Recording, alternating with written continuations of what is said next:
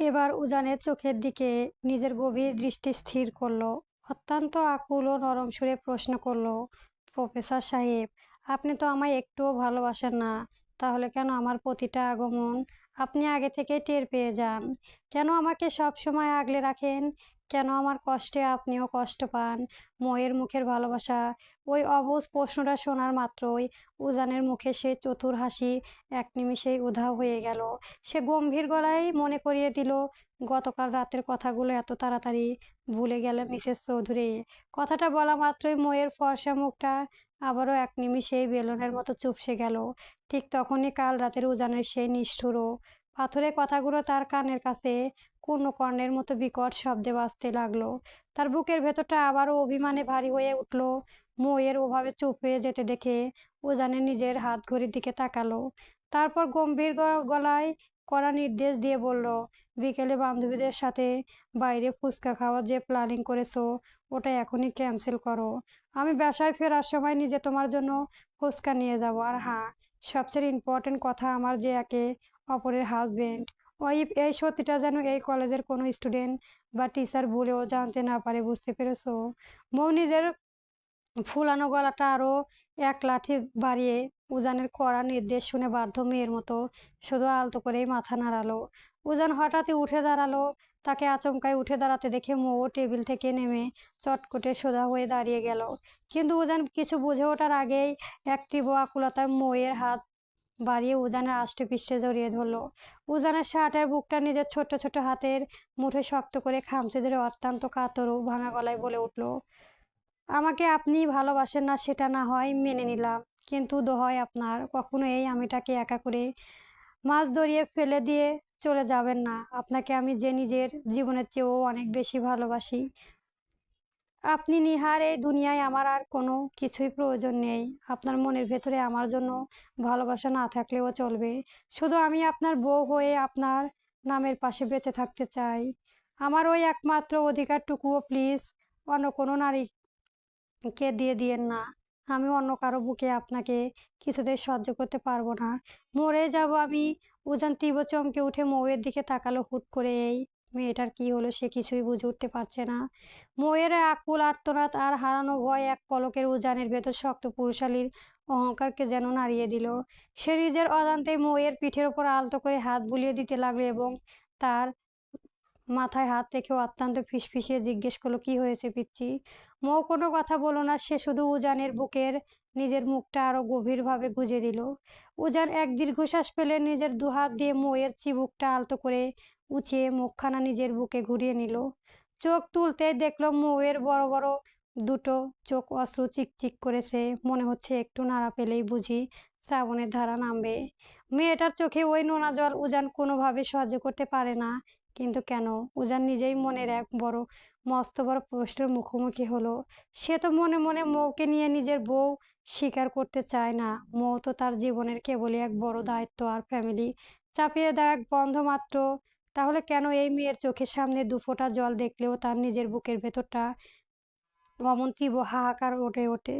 এটা কি শুধুই দায়িত্ববোধ, নাকি নিজের অজান্তে এই পুচকিটাকে বিড়ালের বাচ্চার জন্য তার পাথরে মনে এক মায়াজাল তৈরি হচ্ছে? উজান আর বেশি দূরত্ব ভাবতে পারল না। এসব গভীর অনুভূতি নিয়ে ভাবা তার নিজের তৈরি করা রুলসের বাইরে, তবুও বরাবর এই মেয়েটার মায়াবী মুখটা তার মাথায় ঘুর ঘুর করে। হঠাৎই নিজের ভাবনার ঘোর কাটতে উজানের স্থির দৃষ্টি গিয়ে থামলো মৌয়ের শুকনো ও স্নান ঠোঁটের দিকে। পিচ্চি, কথা বলছো না কেন? মুখটা অমন শুকনো দেখাচ্ছে কেন তোমার? মৌ এবার ছোট্ট বাচ্চাদের মতো উজানের শার্টের বুকে নিজের নাকটা ঘষে মুছে নিল। আপনাকে আমার থেকে কেউ কেড়ে নিতে চাচ্ছে। আপনি যদি আমাকে নিঃস্বার্থ করে চলে যান তাহলে আমি বাঁচবো কিভাবে? উজান মৌয়ের মুখে এমন বোকা বোকা কথা শুনে মৃদু হাসলো। সে মৌয়ের কপালে আলতো করে নিজের আঙুল দিয়ে একটা টোকা দিয়ে বলল, মিসেস উজান চৌধুরীর মুখে এমন দুর্বল কথা তোমার একদম মানায় না। সে তো এত সহজে ভেঙে পড়ার মেয়ে নয়। আজ হঠাৎ কি হলো? আপনার এত সাধ্যের প্রিয় জিনিসের বাইরে থেকে কেউ এসে কেড়ে নিতে চাইলে কি আপনি তাকে ওভাবে সহজে ছেড়ে দেবেন? প্রশ্নই আসে না। মৌ এক ঝটকায় উজানের বুক থেকে নিজেকে ছাড়িয়ে সোজা দাঁড়িয়ে গেল।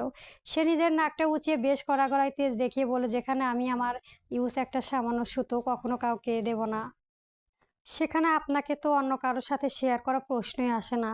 দেখে নেব আমি ওই ডাইনি দুটোকে। আমার বরের দিকে নজর দিলে একটা মাথার চুল টেনে একদম ছিঁড়ে কদম ফুলে বানিয়ে ফেলবো।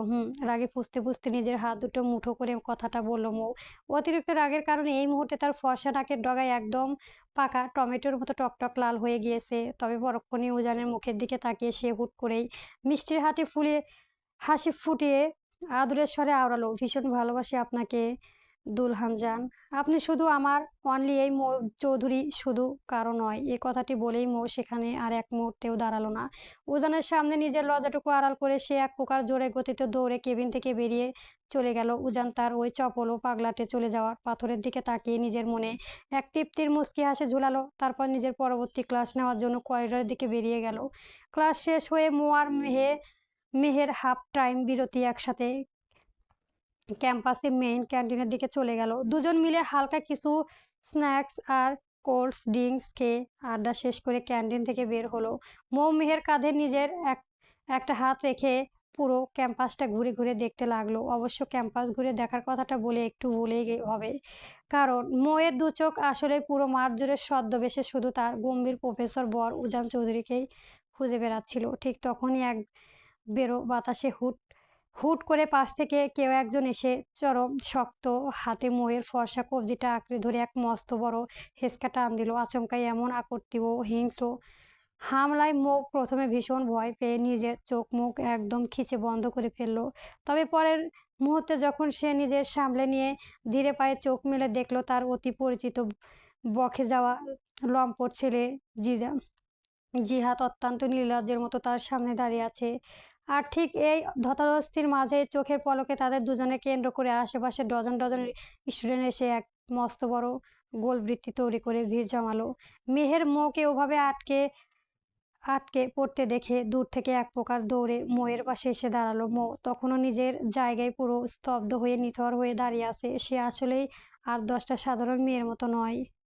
ছেলেদের সাথে অযথা মাখামাখি করা, কাছাকাছি বা ছেলেদের সাথে ফ্রেন্ডশিপ করাটা সে ছোটবেলা থেকে একদম পছন্দ করে না। সেখানে এই ভর দুপুরে পুরো কলেজের মাঝখানে দাঁড়িয়ে জিদানের নামের এই ছেলে তার হাত স্পর্শ করায় বিদ্ধতা দেখিয়েছে। এটা ভাবতে ময়ের ফর্সা কপালের আগে একটি বই চড়া ঝিলিক ফুটে উঠল।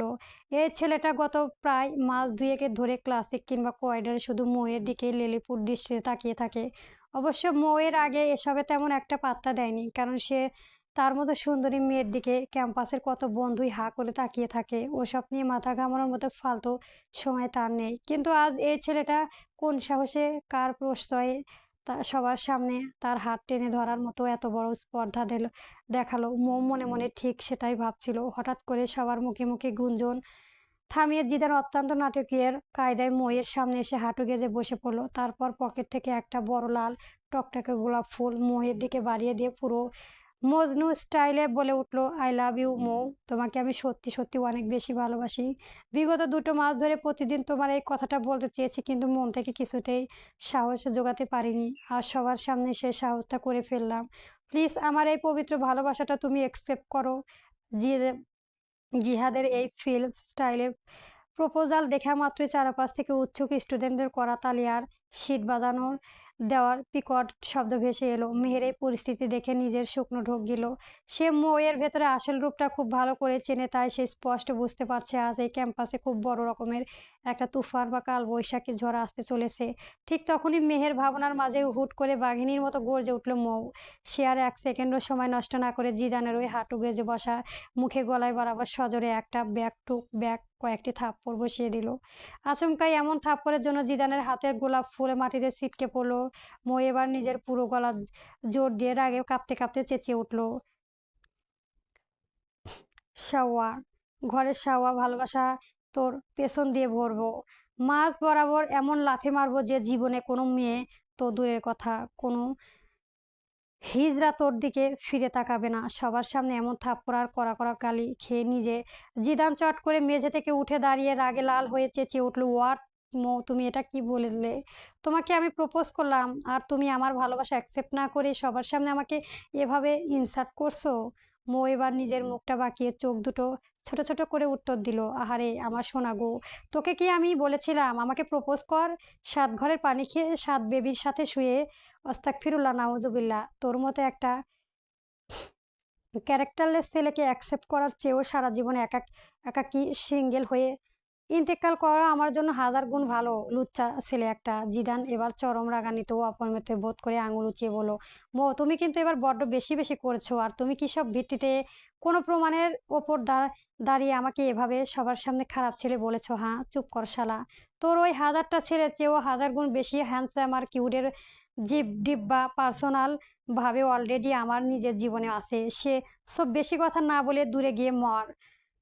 কথাটি বলার মাত্রই মোয়ের সকালের সামনে জিদানের বুকে ধাক্কা দিয়ে তাকে একপাশে ফেলে দিল। তারপর পাশে দাঁড়িয়ে থাকা মেহেরের হাতটা শক্ত করে ধরে হন হন করে ওখান থেকে চলে গেল। এদিকে জিদানের এমন রুক্ষ ধোয়ালে খাওয়া অবস্থায় দেখে ক্যাম্পাসের বাকি স্টুডেন্টরা আড়ালে দাঁড়িয়ে খিলখিল করে হাসতে লাগলো। সবার সামনে পাওয়া এই চরম অপমান জিদার কোনোভাবে মেনে নিতে পারল না। সে নিজের লাল হয়ে যাওয়া গালে হাত দিয়ে চরম হিংস্র চোখে মইয়ের চলে যাওয়ার পাথরের দিকে তাকিয়ে দাঁতে দাঁত পিষে বিড়বিড় করে উঠল, এই জিদানকে রিজেক্ট করলি তুই মৌ, এর পরিণাম যে তোর জন্য কতটা ভয়ানক হবে তা তুই কল্পনাও করতে পারবি না। তোকে এই অপমানের শাস্তি নিজের হাড়ে হাড়ে পৌঁছাতে হবে। Just wait and see. পরবর্তী গল্প পেতে আমার চ্যানেলটি সবার আগে সাবস্ক্রাইব করে রাখবেন। ধন্যবাদ। গল্প প্রফেসর উজান চৌধুরী। চলবে।